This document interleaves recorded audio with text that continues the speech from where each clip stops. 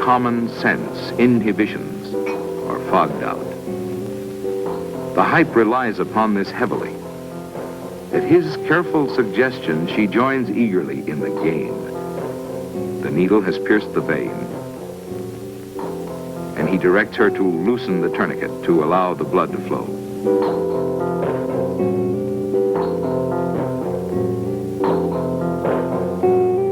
He finishes with a flourish, minimizing the unpleasant aspects.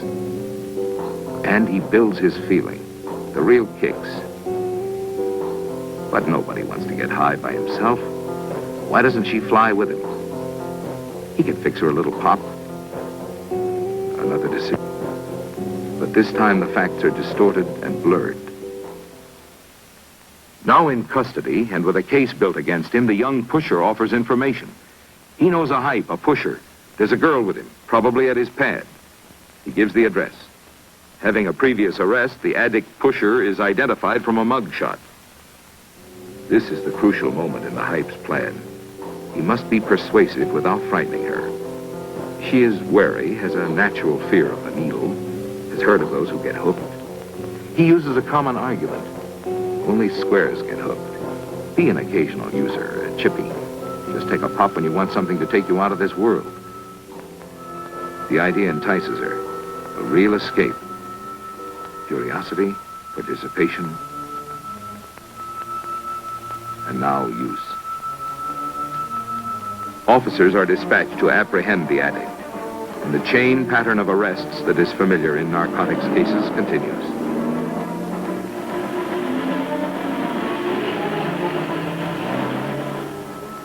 The careful, gradual introduction nears a payoff.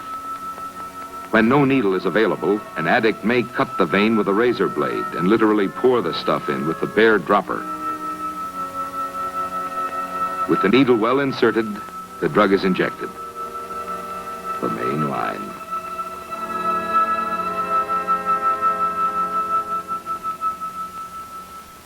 Here the blood indicates that the spike has hit the mark, the vein. This is the high point in this secret and distorted society, dedicated to self-destruction and the beginning of the final chapter in the 18-year journey into hell. The effects will begin almost immediately. For the drug travels quickly with the flow of blood to the brain. All areas are attacked almost simultaneously, for heroin is a total cerebral and spinal depressant. All activity in the nerve center slows down.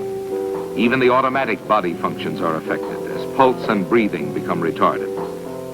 Where other drugs distorted reality, heroin blocks out the outside world, leaving the addict in a world of his own. In a short time, the brain adjusts to this new subjective world, this world of slow motion, of dull lights and soft sounds. It's a colorless world, gray and drab, without feeling or sensations.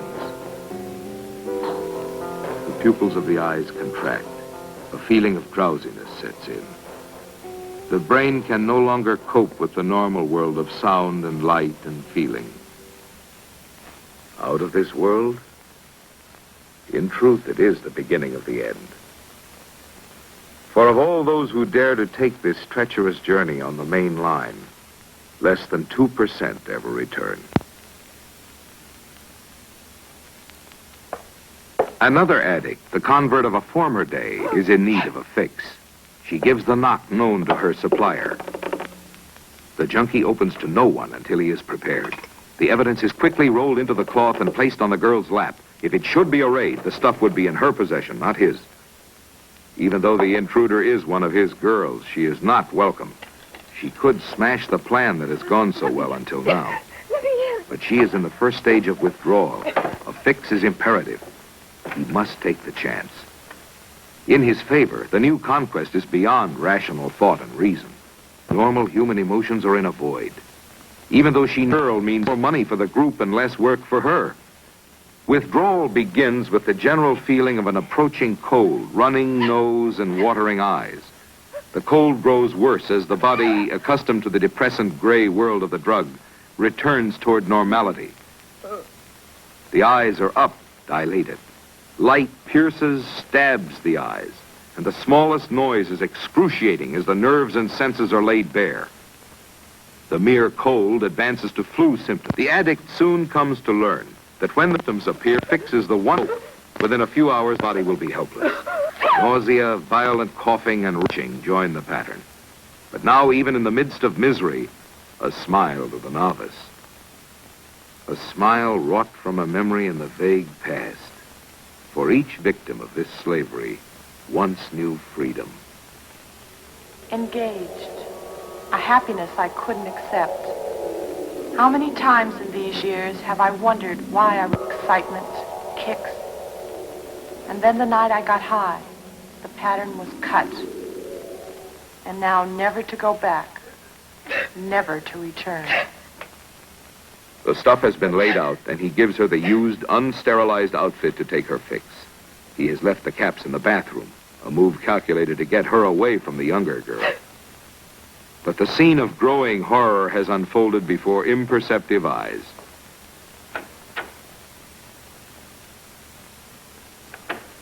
He hurries now to take the novice out, since he knows that there may be an even greater storm before the drug has a chance to bring the calm. The first shot of heroin usually results in nausea. He knows that activity will only tend to increase the sick feeling, but he chooses that over letting her witness withdrawals. The addict in the midst of withdrawal time, each step toward helplessness. Moving in to apprehend the addict and small-time peddler, officers miss their target by minutes. But they can nevertheless strike a blow at the silently growing cancer of misery and crime.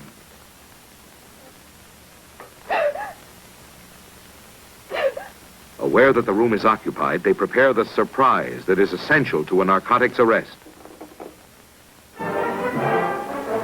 Addicts often try to swallow their heroin supply if apprehended. It is almost a reflex action, one of the basic laws of the hell in which they exist. The place is searched for other occupants. Doors of hell swing wide open to draw the addict in as she begins to kick.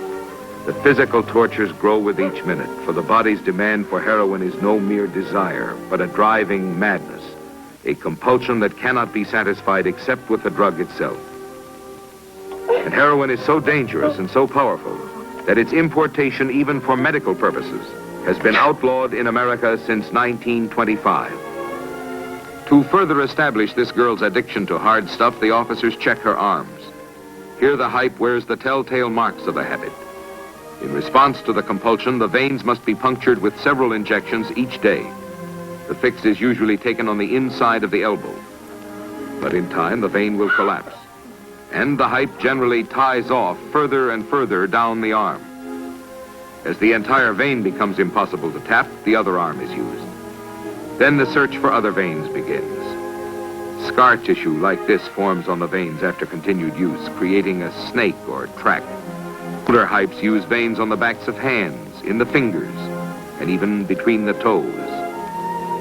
When arrested, addicts will often try to scratch or burn the scars, since they can be used in evidence against them. No one else inflicted these wounds.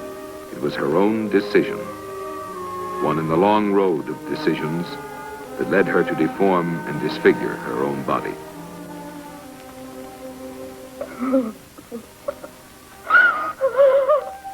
The dulling veil of the drug continues to lift, and every normal experience is agonizing. Yawning joins the pattern of nausea and retching. Vicious pains begin to grow in the spine and quickly spread into the limbs. Addicts describe these pains as being worse than having the limbs torn off.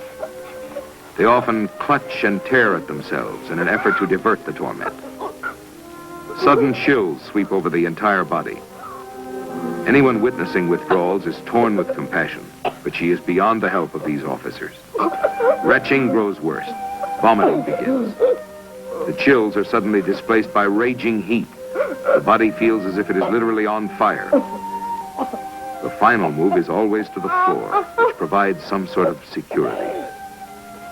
A new, intangible pain creeps over the entire body, a strange torture just under the skin. The addict will suffer another 3 to 5 days, unable to sleep day or night, before the racking pain begins to subside. This is the root of the addict's compulsion, a compulsion to lie, cheat, steal, even kill, to avoid the long living hell of withdrawal. But the seeds of addiction blow in the silent wind, and those seeds have taken new root in this girl. She has escaped detection, and she drifts on, carrying the problem with her, treading the final steps of her 18-year journey into hell. She is not free, but bound in slavery to the drug. It is the sum total of her life, her experience, her learning, her decisions. All the industry of living is devoted to one end, a pop, a shot, a fix. Nothing else in life has meaning. She will sell all her possessions and finally herself in her drive for drugs. The body builds a tolerance to heroin so that larger and larger daily quantities are required to satisfy the physical demand. The cost of the habit increases. $50, $75, $100 a day are needed to keep going. She will resort to any ends, and even murder becomes preferable to the constant overhanging threat of withdrawals. But detection comes in time. And the young girl whose own decision was escape from the burdens of normal living becomes an entry on a police blotter. The journey is over. She's hooked, a junkie, hype. There is no future. Soon the cold symptoms will commence, the growing tortures of long sleepless days and nights.